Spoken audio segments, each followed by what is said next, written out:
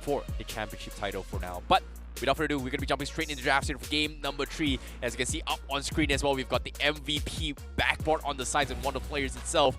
And this is interesting because there's just a lot of pride here for the Indonesian teams thus far. And PBN Strike will choose to play on the blue side. And 1-1, first pick so far, both games, first pick has won them the games. Third game, however, PBN Strike, they will respect the Martis, instantly taken out of the equation. Overall, it's like they're so cracked. Gugun, his Martis is so annoying.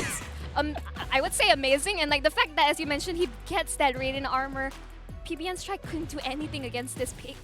Yeah, the thing about the composition for PBN Strike was that they had so much magical damage. And as soon as Gugun got the Radiant Armor, which was, I think it was his 5th item progression, things started to look a little bit better against for Tiger Wong Esports. They needed somebody to actually mitigate their damage, reduce their damage to a certain degree. Like, that's the reason why back in the days we talk about Dominance Eyes, we talk about Dreadnought Armors, yada yada yada. But the meta has kind of shifted based on the item message itself, especially for tanks in general. And if you play a mage team oriented, we are not looking at Dreadnoughts, we're not looking at Dominance, we're looking more on towards Radiant Armor, a team of Shield, maybe an occasional Oracle, which is, I think, very situational. I guess for heroes like Estes is great and all, Glue is decent, not the best, but in terms of the draft, respect has been made. PBN, they go for a little bit standard. They will ban off the Martis. Tiger Wong will stick with the Kadita. They know for a fact game 1, they could have had a good chance if and only if Leone did not make life miserable against them. The double Petrify was something that the Fredrin just could not do anything at all. So we're down to this stage where Fredrin might be first picked, but will PBN Strike says, I don't care. Valentina is going to be the way to go, and it seems like that's going to be the case. Tiger Wong, do they take the risk? Fredrin or no Fredrin? No! Okay! No, absolutely wrong. Negative. They're picking up the Edith for chance. Wow. This is funny, considering that if this is near identical drafts from game number 1, it's just PBN Strike took Moskov first pick instead of second pick. This time they pick off the Valentina, denying it away from Rins, which makes a lot of sense considering game number 2. Rins' Valentina was a force to be reckoned with. Tiger Wong Esports, they will respect this. PBN Strike, you've got an annoying Moskov player. We're going to take it away from you. You love playing your jungle Edith. You know what? I'm not going to let you play that. This time, we'll show you how to play Edith. In this case, is it going to be a jungle Edith? No. Or is it going to be XP coming from Tiger Wong Esports? Okay, considering how Tiger Wong likes to play, I think it's going to be the normal EXP lane or potentially roam Edith in certain like based on what you're drafting for. It's really flexible, and PBN Strike stealing a lot of these picks away from game 2. The Lolita, the Valentina.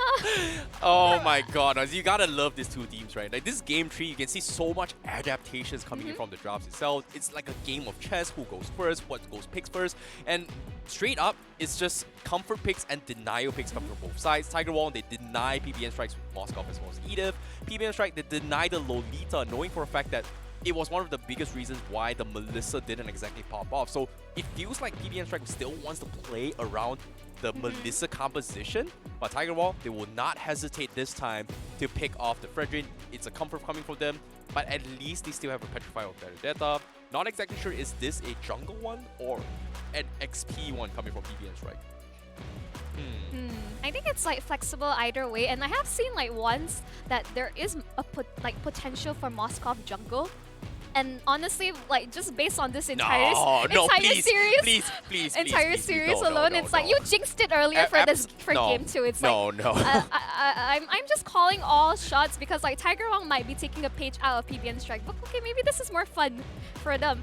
But I don't want to see a jungle Moskov. Like I've seen enough in ranked games to know that it's not really that great. But if it actually happens and Tiger Wong wins it, well, my life is complete. Anything is possible. You know, nothing is impossible anymore. Complete in what sense? Completely tattered? I would be completely whole as a new human being and finally getting to witness any hero can play in any role and finally believe that there's no such thing as role restrictions for any role. You can play 5 marksmen and still come on top in this game. Yeah, that's why I strongly believe now. But if it happens, it happens. If it doesn't, it doesn't. But at the same time, Lydia being banned off, Melissa and Brody, 2 power picks coming in from Tiger Wong Esports. They have the Beatrix for PBN Strike, might be looking to lean on the Beatrix once again, something that I think Tiger Wong Esports isn't that worried about. But in terms of mage as well, I'm curious to see what Rins has to play, because as of yet, I think Farsa isn't too bad, but Farsa's PBN Strike, open. they Farsa's don't open. really mind the Farsa, because Valentina can benefit with Feather Strike. Hopefully Tiger Wong Esports decides to build Radiant Armor early, considering that they don't really know what kind of junglers they have yet. Ling is also in the pool, which is something that we haven't really talked too much about as well.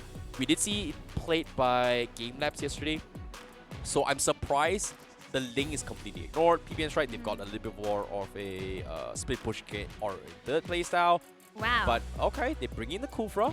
Not exactly sure, but so far 90% win rate for the Kufra, and the carry being picked up for PBN Strike. So I think the Kufra isn't too bad to deal with it.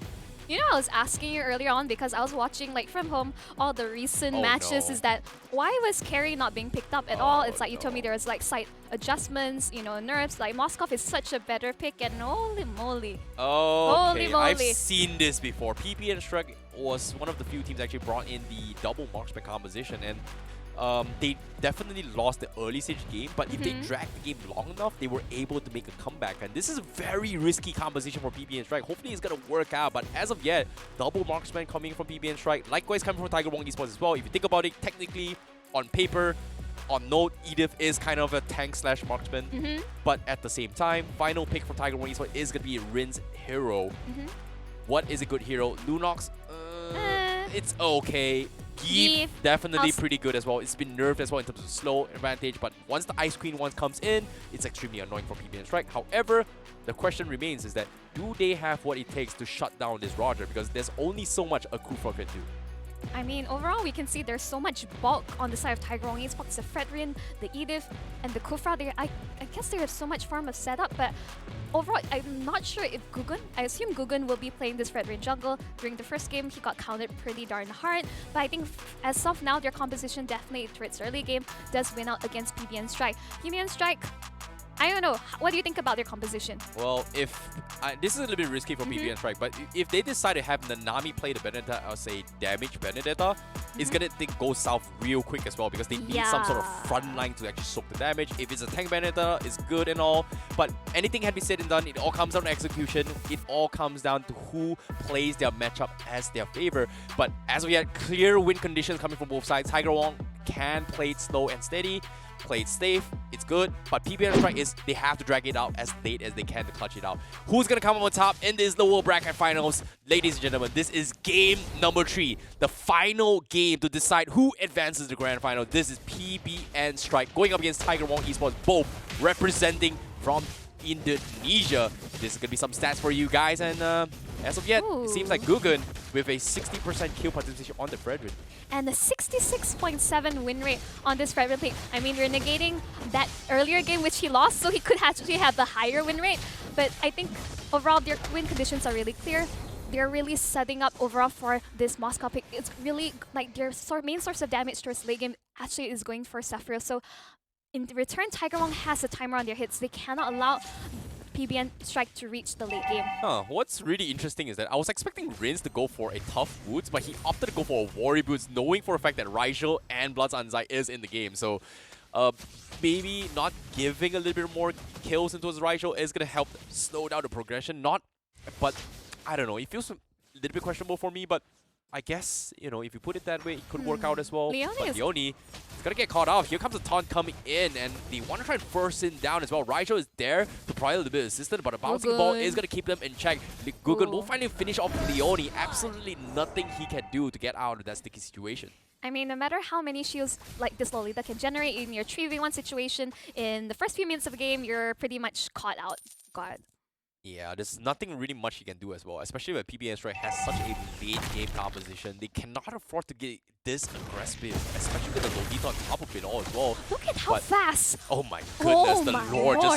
the turtle just completely drops right now, and the prediction coming from Tiger Wong Esports is 67% win rate thus far. And I can tell you for a fact that this prediction doesn't matter, because that's what happened in game number 2. PBN Strike is 70%, boom, the 30% wins, and now I don't want to curse it, but my predictions on the line for Tiger Wong as well. But PBN, Nanami going for a wave cut as well. Gugun goes for the taunt. They do catch him as well. Here comes the combo CC. Nanami doesn't have the Y for a while, but he finally pops him off the last tick. But eventually, Gugun will finish him off. Numenobra comes in to assist, but it's not going to connect. Gugun is there, but the stolen real manipulation from Yuji Chenko is going to keep him in place. The counter real manipulation comes in, but it's too late. He's all by himself. Rinse, he needs to back off. And however, Raishel taking a little bit too much damage. Dada Dido is there, but instantly gets blocked from Lioni. Rexy finally joins the fight, but they finally finish him off with the Edith. And this is the power of Edith we're talking about. They finally take the jungler, but Nanami still alive, finally back from the dead. Trades off Rexy, and this is huge for BBN Strike. Really bloody and like so messy coming out from both these teams. They're really not holding back in terms of these fights. And I have to agree right now, as someone who plays a lot of Edith before the recent buff, she is busted. Absolutely dumb cut right now. I know, right? But at the same time, Edith coming from Rexy, not going for the Molten Ale since he's opting to go for an early dominance ice, I guess. But you know, it can be situational, right? There's steel legs here. It's just value over value. Doesn't necessarily need to progress all the way through. But at the same time, I guess going for an early Dreadnought armor isn't too bad as well. But I don't know. It feels very questionable right now on what Rexy is looking to go. Bottom side, Dadu is going to be playing a little bit more aggressive. But as of yet, Safril is going to be the key winning moment for Tiger Wong Esports once again. He's got an early crucial scythe. It's huge for them, but there's a lot of pressure down Golding right now from PBN Strike. I mean, like, in the 1v1 situation, Moskov beats Carry, right? In this, that's why a lot of pressure Leone is putting on Daddy Dududo. So it's a battle between these two roamers on how they set up. Real manipulation has been popped to ensure that they're able to secure this turtle. But Nanami actually going right in, and Raizo steals the turtle. Oh my goodness, Gugun paying the price as well. The counterable real manipulation comes in, and now Rins is forced to back out. They just don't have the damage, and PBN's trying to get another kill down middle. The Numina Blast catches onto a Safril as well, giving the kill onto his Bloods Anzai, and this is huge for PBN Strike. The dream start for them as well, with a double marksman compensation, a full gold plating for Blood Raishel on the top. Tiger Wong Esports losing so much economy with that blunder of a turtle fight. Like, considering everything, Tiger Wong should have the better early game, and the fact that PBN Strike is in the lead with 3,000 gold. This is not looking too hot for Tiger Wong. Yeah, Leone gonna be zoning off Dadi Dudu on this Kufra. Safril finally joins the fight, but they lose the tier 1 down bottom. Dadi Dudu is here, goes for the Timer's Revenge. He misses way, and the real manipulation comes in. Safril gets connected with the Numenor Blast from Lione. The counter real manipulation is there, but where's the damage? They just don't have. Raishel still has the turtle buff. They wipe the floor with him, and now Gugun is here to say, hello, Wolfman. But guess what? I just don't have the damage. He's got the combo! The Appraiser's Wrath will be enough to finish him off. The rest of the team thought he will survive, but it was not enough, and he will pay the price. But as of yet, PBN Strike still a little bit more comfortable compared to game number 2 and 1. I bet the team kind of wished they were closer to Raizo to assist him. But I guess they were really worried that the Praiser's Wrath could proc and hit them as well. You can see that. But overall, Daddy Dudu missing that skill completely. And the fact that they lose their goal lane in the process while Safril, unfortunately for Rins, you can see this Roger pickup is so much damage. But unfortunately, Gugun is able to salvage it a little. But right now, with 4K lead by PBN Strike. You know, imagine if Gugun had a flicker in that situation and just pre-positions and Praiser Wrath. That would have been potentially a quad kill, possibly triple kill there potentially.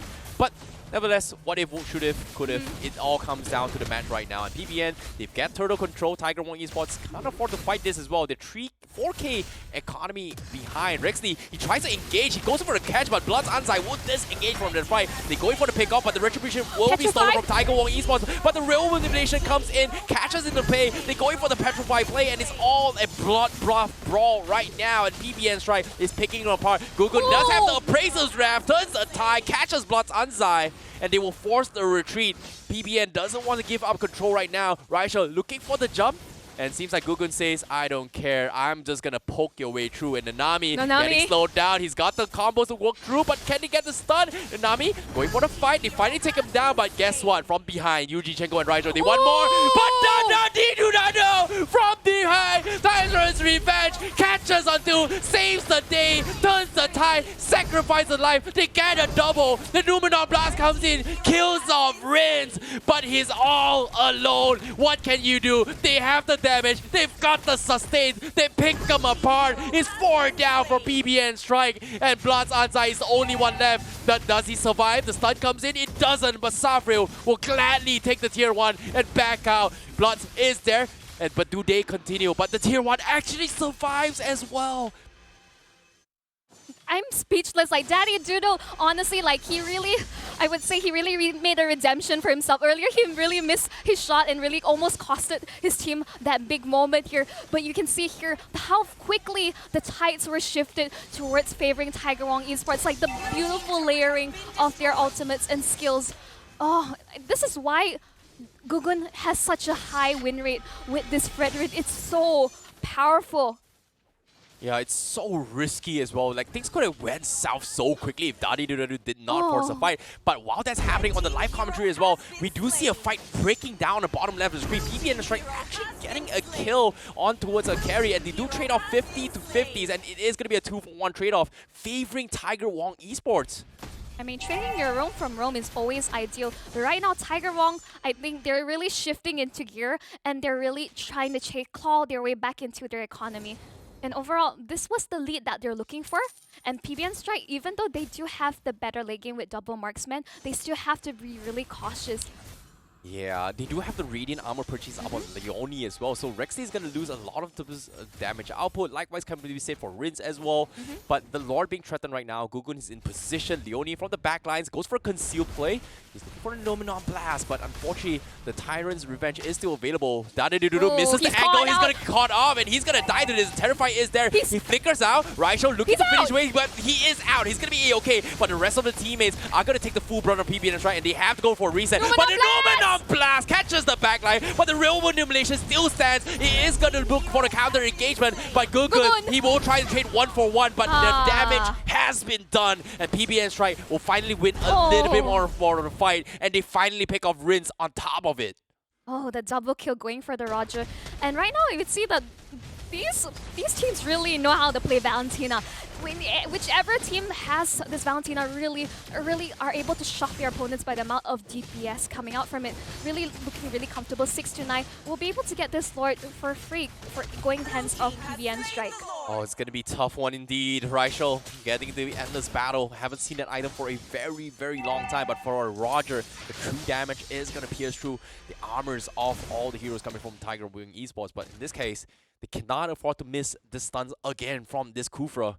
And that's going to be a punishable one coming from him if PBN Strike gets another opportunity like this. But speaking of which, Tyrant's Rage comes in. They do get the connection on the Valentina. Instantly flickers out, but they have to disengage because from the side, Leone is here to catch and punish Rexley. And Tiger Wong, they have to back out. The Lord's crushing on the top side, and PBN Strike does not want to give away control. They go for the Revolution to stop them in this track, but do they get the trade? They don't. That is going to be Bloods Anzai picking them off apart. Safril is here, but they do back out. They do not get trades coming in for this fight. Ooh.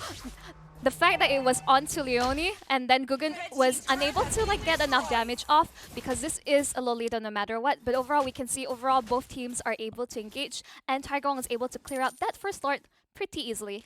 Oh my goodness. Once again, another close match, but PBN Strike still has the economy lead to do so.